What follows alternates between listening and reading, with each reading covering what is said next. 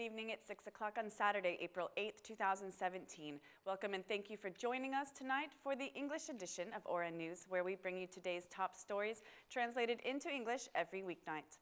Prime Minister Rama was in Shkodër today, where he met with some young first-time voters. The Prime Minister declared that the government is not a hotel where anyone can enter whenever they want. The Prime Minister was responding to his government ally, Mr. Ilir Mehta, who a few days ago declared that a government of trust is needed to guarantee free and fair elections. He said, "Have you heard them saying that we should leave so that they can come in?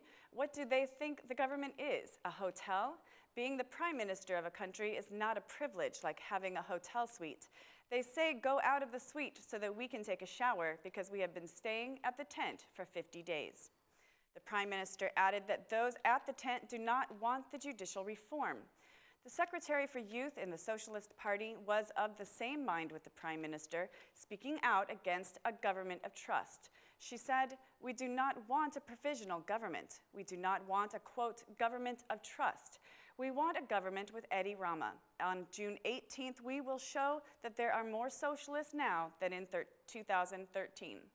Shkodër's Socialist Party coordinator and Minister of Foreign Affairs, Ditmir Bushati, said that Albania has more opportunities with the Socialist Party leading the country. He said, "It is important for the Socialist Party to have another mandate coming June 18th. We have a team with Rama as our leader, and I am convinced that we will have the opportunity for more jobs and more justice." The opposition's protest is on its 50th day, and Lulzembasha declared that the Democratic Party will not be part of a facade and will continue to boycott Parliament, even the judicial reform. After the Assembly's announcement of a special plenary session for selecting members to the ad hoc commission for the vetting process, which is set for Tuesday at 6 p.m., the DP chairman said that the Democratic Party will only approve the reform after the 6 laws are adopted with consensus. During his speech at the tent, Mr. Basha accused anyone from the international community who speaks against the protest of having been paid with money from drug trafficking. Basha also said, "Nothing has occurred that would alter our stance. Nothing has or will change the phony procedures of a facade vetting process without removing the Republic of Crime through free and fair elections." Parliament will gather on Tuesday at 6 p.m. for the special plenary session to gather the ad hoc commission and review candidates for the vetting commissions. Though the opposition's presence is very important, the DP chairman repeated that the opposition will not participate. The opposition is sticking to its demand for a provisional government, and though the deadline to register with the Central Election Commission for the elections is close, the opposition parties have not yet registered. Civil society representatives protested today outside the president's office. They are protesting Article 449 of the Code of Criminal Procedures, which they feel gives amnesty to those who have escaped justice. Civil society representatives are asking the president not to decree the article and are asking Albanian citizens to join the protest. Article 449 was changed through the judicial reform and does not allow for the review of punishment or innocence.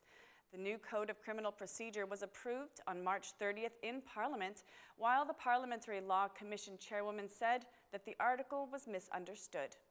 Civil society representatives vowed to gather again against the article in the coming days. Although the parties have publicly expressed their willingness to dialogue, they have not yet scheduled a meeting, and the registration deadline with the Central Election Commission for the June 18th elections is April 10th. If the opposition parties do not register by April 10th, then they cannot participate in the elections. Regardless of the public statements, the parties are still far from dialogue. Yesterday, Prime Minister Rama reiterated his appeal to the Democratic Party chairman to set the date and time for a meeting. The opposition leader also expressed readiness to meet with the Prime Minister, though he did not resign from the condition of establishing a provisional government. According to the Democratic Party, the provisional government can ensure free and fair elections. The government will be investing in the reconstruction of Pogradec's ring road as announced by the Vice Prime Minister and the Minister of Government for Local Issues. This is a very difficult road segment. We have made a difficult intervention to the tunnel, which will help return the road to its previous condition. We will continue investing in this wonderful area, said the Vice Prime Minister. Meanwhile, the Minister of State for Local Issues criticized the mayor of Pogradec, saying that he has done nothing, following the example of the Democratic Party chairman.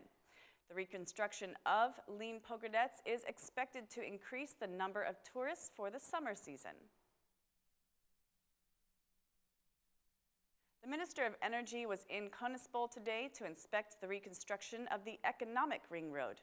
The Minister of Energy declared this is a clear example that the government is working. The country needs stability. The country needs normal political transfer, not changes through violence or pressure. A government that is elected by the people's vote should only leave by the people's vote. Any other form rejects the people's will. The stability and continuation of the reforms, which are giving results, is needed. These investments are also a result of the state building reforms the government of Rama has undertaken. The reconstruction of the ring road will considerably boost agricultural development in this area, as the decayed road was stopping residents from transporting their agricultural products. The Minister of Energy declared that the government will continue to invest in this area in the coming years. The Albanian Minister of Defense is on an official visit to Austria, where she held a meeting with the OSCE Secretary General Lamberto Zanier. OSCE Secretary General and the minister exchanged views on current developments in Albania and the wider region, discussed Albania's cooperation with the OSCE. Zaniers reaffirms the OSCE's strong support for the reforms Albania is undertaking and the organization's readiness to continue assisting with the country's electoral process, including the observation of the next parliamentary elections.